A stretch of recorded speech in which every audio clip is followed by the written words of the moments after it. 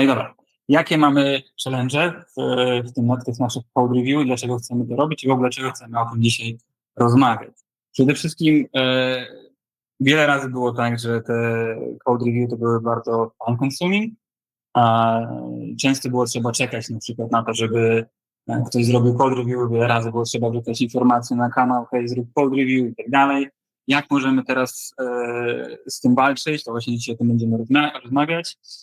Może być też tak, że niektórzy mają sprzeczne uwagi, na przykład, że mamy kilku reviewerów, którzy mówią o jednej rzeczy, skupiają się na drugiej rzeczy, jakby chcielibyśmy też to wszystko ujednolicić.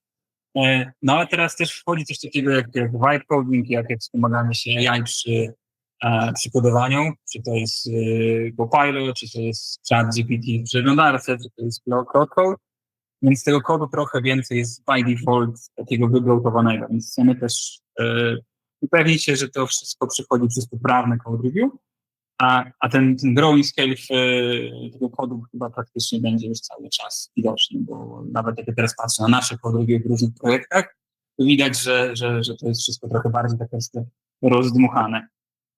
No dlaczego chcemy automatyzować te code review, a przynajmniej tę część tego code review? Troszkę chcemy iść za tym AI hype trainem, bo wiadomo, że teraz wszyscy tego oczekują.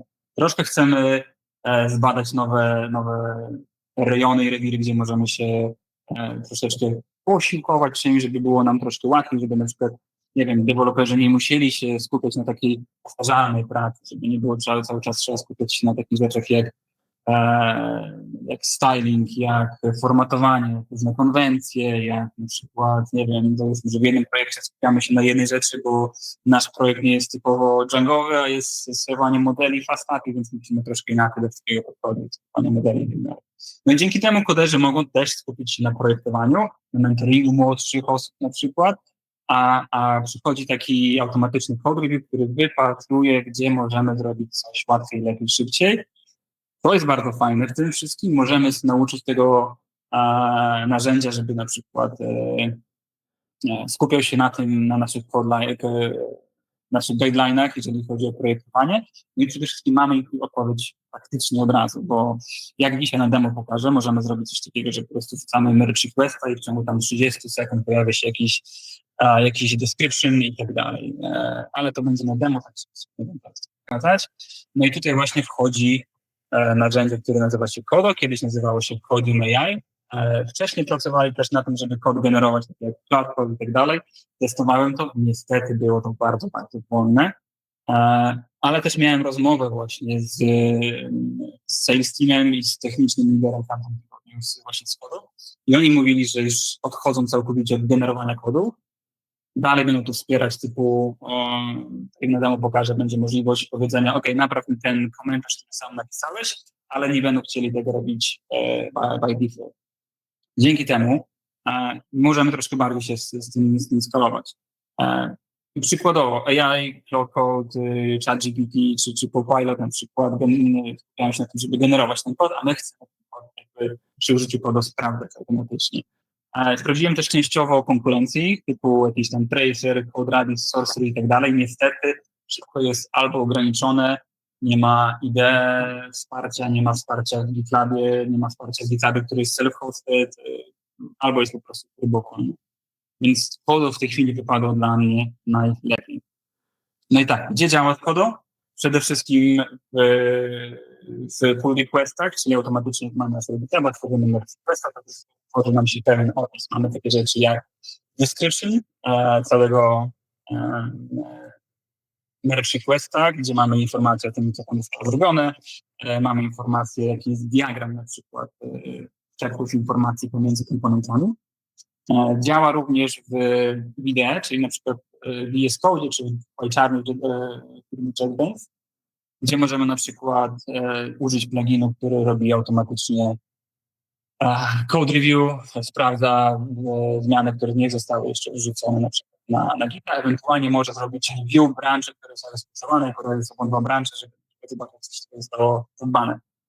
Możemy też używać CLI, na przykład w pipeline'ach, gdzie możemy na przykład dodawać w dowolnym momencie rzeczy jak update changelogów, update readme i tak dalej. Gdzie to nie działa? gdzie to testowałem. Chrome Extension niestety nie działa. Czasami działa na GitHubie, ale na GitHubie self-hosted niestety się rusza. Może dlatego, że nie mamy najnowszej wersji GitHuba, jeszcze u nas, najświeższej, bo to jesteśmy gdzieś. Niektóre pro features nie działają na GitHubie, typu na GitHubie mamy taką fajną komendę typu zbierz mi wszystkie ostatnie komentarze. Wymaganie jest takie, że w repozytorium musi być co najmniej 50 pull requestów otwartych i on tak zbiera takie kompendium wiedzy i stara nam się wrzucić informację o tego, na co ludzie zwracają uwagę. Typu, nie wiem, Adam zawsze zwraca uwagę na to, żeby było wolno, a Przemysł zwraca uwagę na to, żeby było szybko.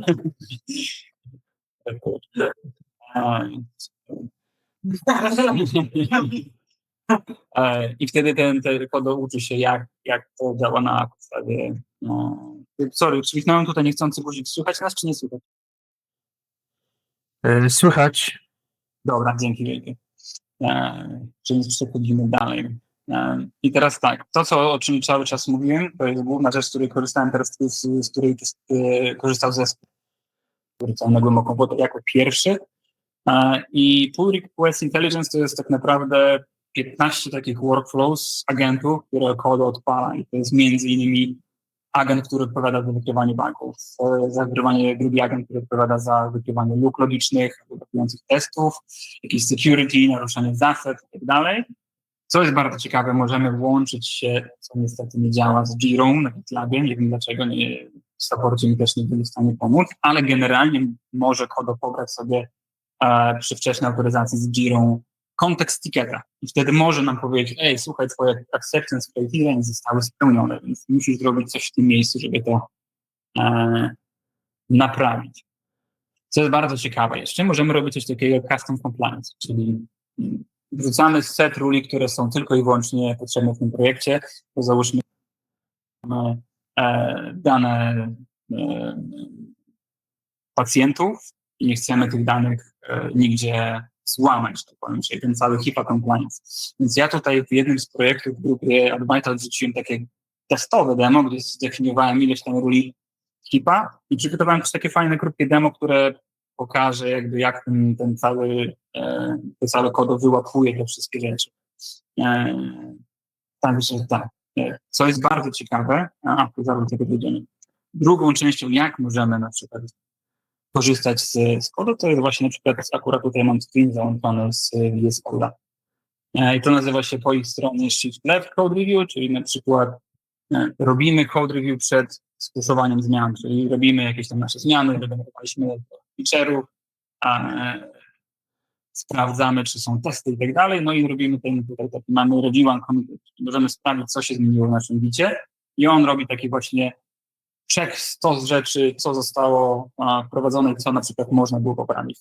Działa dosyć fajnie, chociaż czasami się zacina i jest troszeczkę czasami wolny. Nie wiem, od czego to zależy. Raz wykrywa bardzo szybko, a raz trzeba czekać. To, co możemy robić, to możemy działać na dwa sposoby w tym toolu. Zaraz wam pokażę, ale generalnie chodzi o to, że możemy tu na dole wybrać, tam jest taki guziczek code, na dole, nie wiem, czy to widać w tym miejscu, code i tam możemy wybrać jeszcze ASCII. I na przykład możemy prosić, żeby on coś zakodował, mimo tego, że oni nie chcą tego nam polecać. Ewentualnie możemy przełączyć się w tryb ASCII, gdzie pytamy na przykład o nasz kod, co to zmieniło, co moglibyśmy lepiej zrobić. To jest taki trochę ChatGPT w VS Code, bo możemy oczywiście mody wybrać. ChatGPT w VS Code, którego używamy. Ale przede wszystkim mamy też sporo tam modelów do wyboru. I mamy też możliwość, ponoć tego nie testowałem, podłączenia się do własnego modelu. Jeżeli byśmy hostowali na własnej maszynie gdzieś model na EC2 z jakimś GPU, to możemy się tego modelu wpiąć. Nie testowałem, bo to było za dużo dochodu. I tak, jak to mniej więcej wygląda, jeżeli zrobimy review before commit, czyli na przykład mam coś takiego, że should not work, sorry, i tutaj jest błąd, jest zrobiona spacja, więc to nie powinno działać. W momencie, kiedy zrobię review and commit, to po lewej stronie nam tym takim summary pokazuje, co jest do poprawienia, nie? Czyli mówi, że remove invalid debug test line, accidentally added to patient transform. I on mówi, co to mam zrobić i mogę kliknąć na przykład, żeby on to za mnie naprawił, a mogę kliknąć, że tylko sobie to zreviewowałem, więc jakby spoko to działa.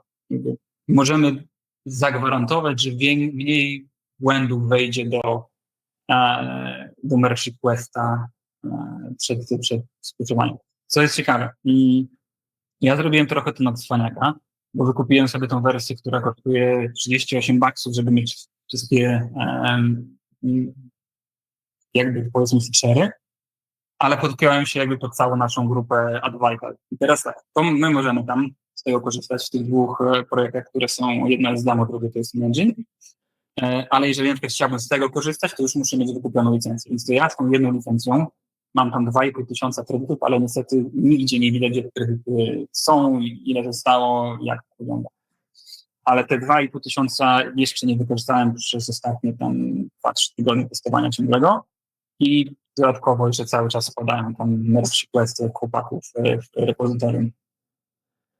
Więc nie wiem, to widać, że to jeszcze ten projekt jakby raczkuje, może nie raczkuje, ale już nie jest instabilny, ale jeszcze ma sporo do zaoferowania.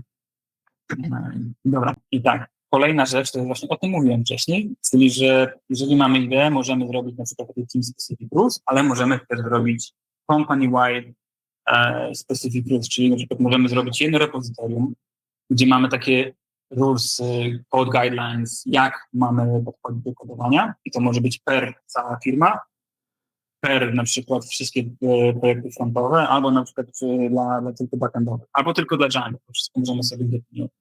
Ale też możemy mieć rulesy, które są pobierane przez Kodo w momencie, kiedy na przykład czytamy nasze repozytorium lokalne i tam jest na przykład plot.md i tam są takie standardy zrobione przez Koda. Tak? Co ciekawe, to też fajnie działa. Potem pokażę, że na przykład dodałem w tym kodem informację, że zawsze ma być nazwa klasy robiona w taki sposób, że robimy snake case'a, a nie camel case'a. I on faktycznie tego się trzyma, bierze jakby ten kontekst z kodem D i wtedy stara się zaplajować te wszystkie zmiany. I teraz tak, możemy robić coś takiego, właśnie wcześniej mówiłem, te custom compliance, IPA, i każdy kod, każdy merge request będzie sprawdzany takim samym kątem. O tyle to jest dobre, że to jest taki dobry też PR dla biznesu. Czyli co ciekawe, powiedziałem teraz dla klienta, że uważamy, że spowolniło to nas jakieś 5% przy code review, bo jest więcej tych szczegółów, na które musimy zwracać uwagę. W rozmowie z Adamem i na przykład z Przemkiem widzimy już mniej więcej rzeczy, na które nie chcemy zwracać uwagi, bo na przykład te głupoty wypomina, to Adaś fajnie powiedział. Przemek też w tych samych tak naprawdę rulesach mówi. Więc jakby możemy zmieniać prompt, który jest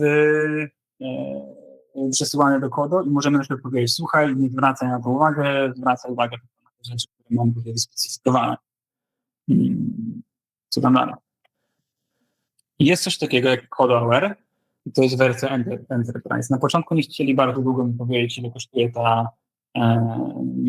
ta licencja, ale finalnie okazało się, że ona kosztuje 20 000 baksów rocznie i to jest uwarunkowane ilością miejsc. Więc musielibyśmy wykupić chyba tam 40 parę miejsc, żeby te 20 000 zbierać. To, co działa i to, czym oni się chwalą, to, że oni robią, tak jakby możemy wyrzucić do ich bazy postgresowej, która jest zafaktoryzowana, cały nasz codebase. Oczywiście chwalą się, że mają SOC i że nigdzie tego nie przetrzymują, że nasze dane są szyfrowane i że to jest bezpieczne, no ale jakby nie wiemy, nie chcieli dać nam dostępu do tej wersji takiej podstawowej. W momencie, kiedy nie zadeklarujemy się, że jesteśmy zainteresowani tym Enterprise. Więc nie wiem, jak to działa. Mówią, że to działa. I jakby jest jedno case study, o którym oni powiedzieli na swoim forum, na blogu, że jakaś duża firma zaoszczędziła 45 000 godzin w ciągu roku na tym,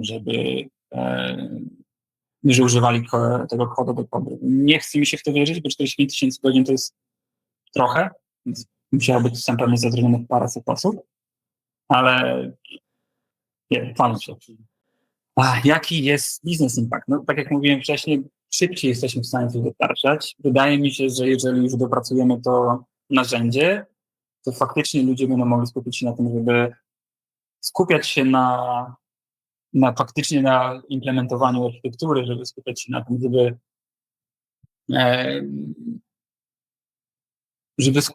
nie patrzeć na takie rzeczy typu formatowanie. Tak? mam wrażenie, że dzięki temu programiści będą mogli skupić się na tym, żeby dobrze to zaprojektować, żeby poszło to bez bugów na produkcję, a nie myśleć o tym, że... Chociaż jeden bardzo ciekawy był przykład, który Adam mi pokazał, właśnie, które kodo wyłapało. On był model djangowy, który miał start time i end time, chyba spotkania, dobrze kojarzę. I mimo tego, że poprawnie zostało to zaimplementowane, tam verbose name były zamienione właśnie startem i end time. Więc jakby to fajnie wyłapało, mimo tego, że to przeszło i zostało zmergowane do kolejnego kodu. Nie? Więc jakby to jest bardzo ciekawy case i faktycznie widać, że nie wszystko przychodzi przez.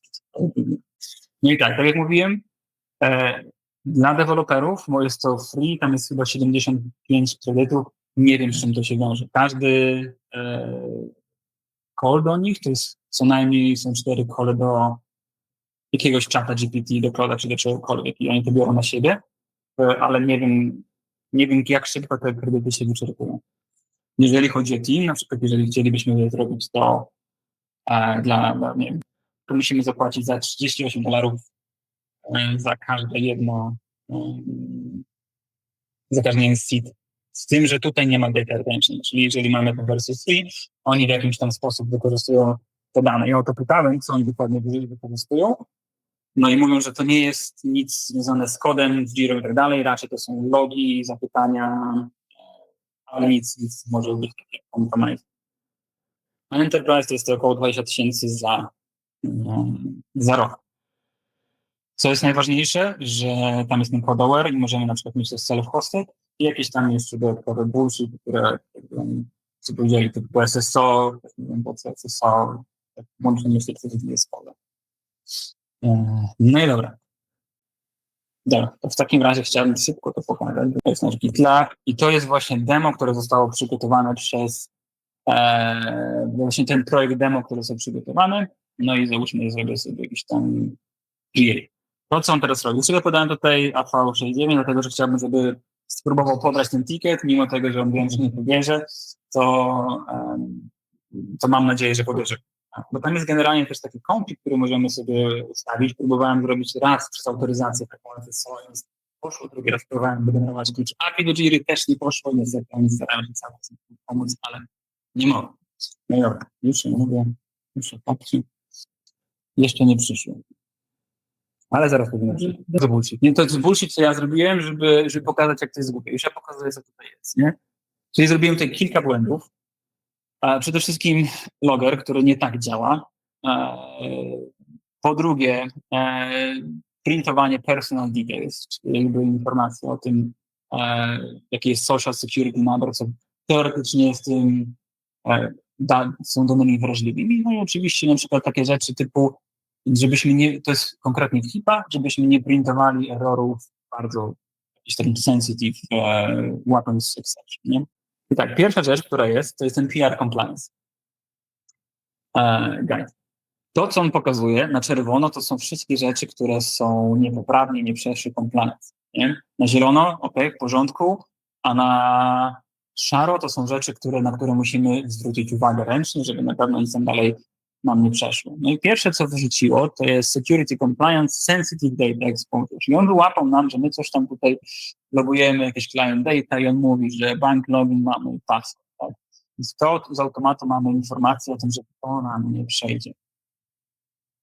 I wrzuca taką ciekawą rzecz, te labelki, które też sami sobie też możemy w każdym momencie definiować, ale generalnie chodzi o to, że możemy uwarunkować, czy nasz pull request może być zmerge'owany, czy nie, dzięki tym labelkom. Czyli na przykład, jeżeli Shade Compliance Check jest w tych labelkach, to wiemy, że nie możemy tego zmerge'ować. Tak samo jak nie ma approvali, tak samo jak nie jest code covered poniżej tam jakiegoś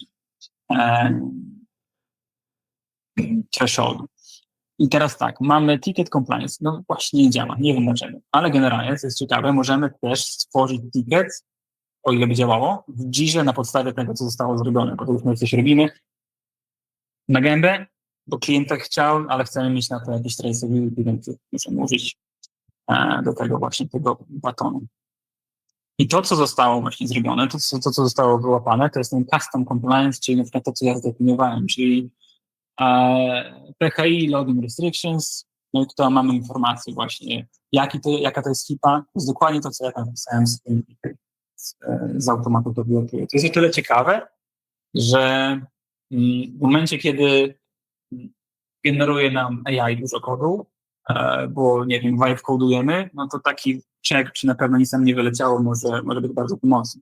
To jest oczywiście pod HIPAA bardziej, ale na przykład możemy też dbać o to, żeby nie wiem, nie stworzyć endpointu, że podmieniamy parametr URL-u i będziemy mieli dostęp do innego konta czy cokolwiek. Więc to jest ten taki description z compliance. Kolejna rzecz, która z automatu się robi. Tak, są 3 rzeczy, które włączyłem z automatu, żeby się zadziały.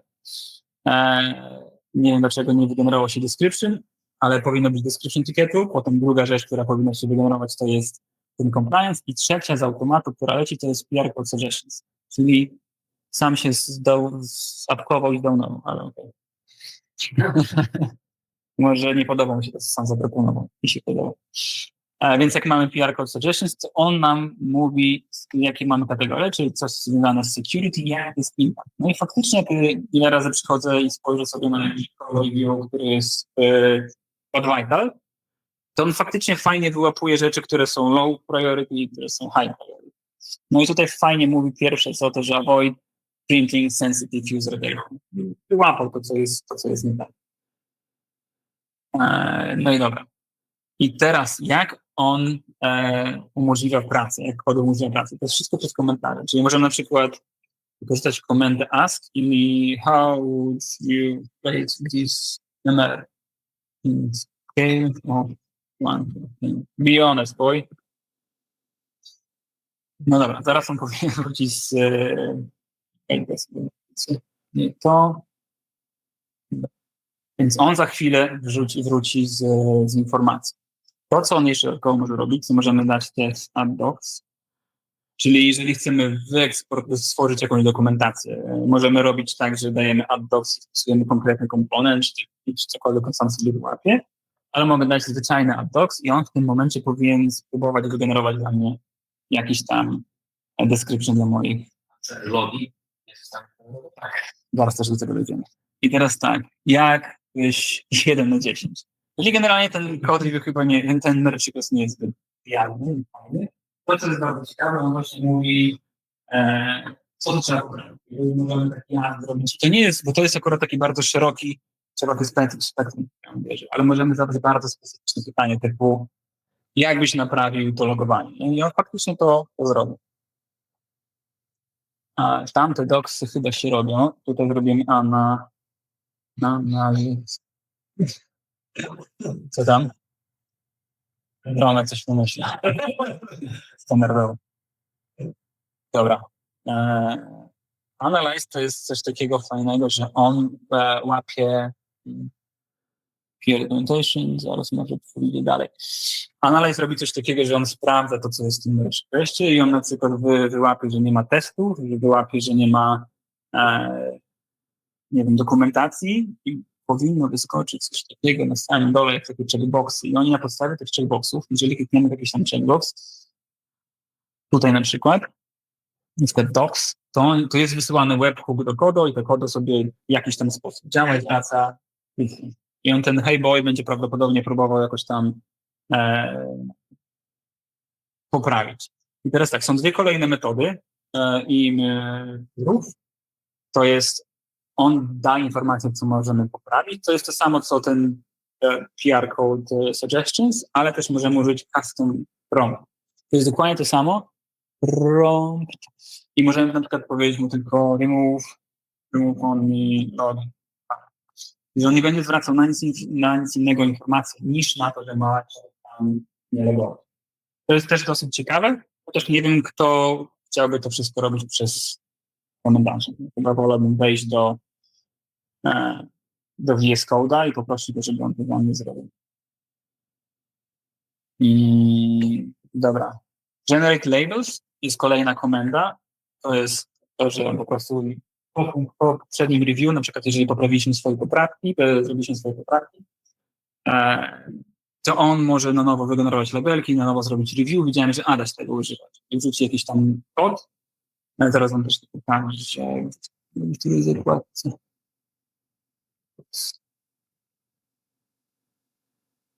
No. O, czyli załóżmy, że Adaś zrobi jakieś tam komity, ponaprawiał wszystko to, co zostało wypomniane przez kogo, czyli załóżmy, że jak wyglądało to wcześniej, jak to ma wyglądać dalej. Adaś nie boż, naprawdę, wszyscy gotowani. I na przykład widać, jeżeli zostało coś naprawione, to faktycznie on to przekreśla i widzi, że jest w porządku. Jak dajesz potem, jak potem używamy tego review, to on ponownie zrobi review, zupdate'uje ten główny commit, tak jakby ten komentarz. Dzięki temu tak jak będzie to system, że on nie będzie tam nic usuwał.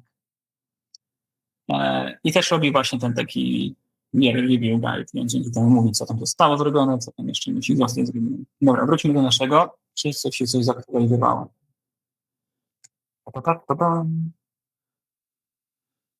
To było pytanie też. Dokumentację, którą wygenerować. Tam generalnie możemy wygenerować tę dokumentację na kilka sposobów. Możemy mieć dokumentację w formacie Sphinx, Google'owym i tak dalej. Ta jest trochę przerośnięta i od razu mówi, że ta funkcja jest źle napisana. Jest jakiś warning. This function outputs logs highly sensitive information. Use only secure control button. Spoko, nie? Dobrze napisał. Co tam dalej? Już mam tak. Czyli możemy zrobić jeszcze dodatkowo. Tam chyba coś była. Analiza to była. Custom from suggestions. Czy się wygenerować. Teraz poprosiłem, żeby generował testy. Tych testów tam dużo nie ma. Ale on generuje jakąś tam szczęśliwą ścieżkę, jakby coś mokuje. Generalnie w tych testach możemy dużo rzeczy sparametryzować, a nie chcę o tym teraz mówić, bo wydaje mi się, że tego będziemy używali. Bardziej to byłoby jako code review, ale on tutaj generuje jakieś testy. Możemy też mu dać, ale to co jest ciekawego, teraz tak, bo zajedziemy na górę to, i powiem mu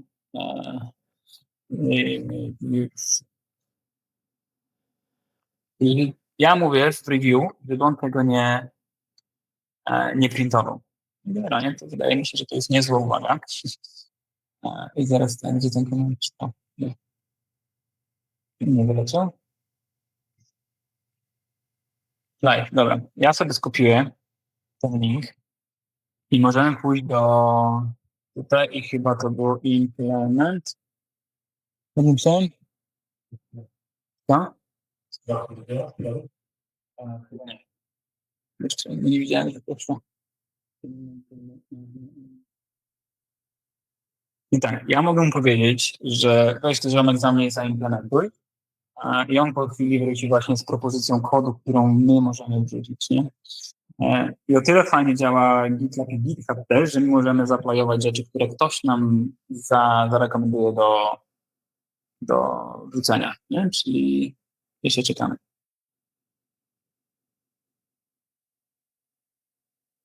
Dawaj. O, czyli mamy code implementation i to, co on chce zrobić z automatu, to jest robić login info, bank login. W zasadzie zrobił to samo.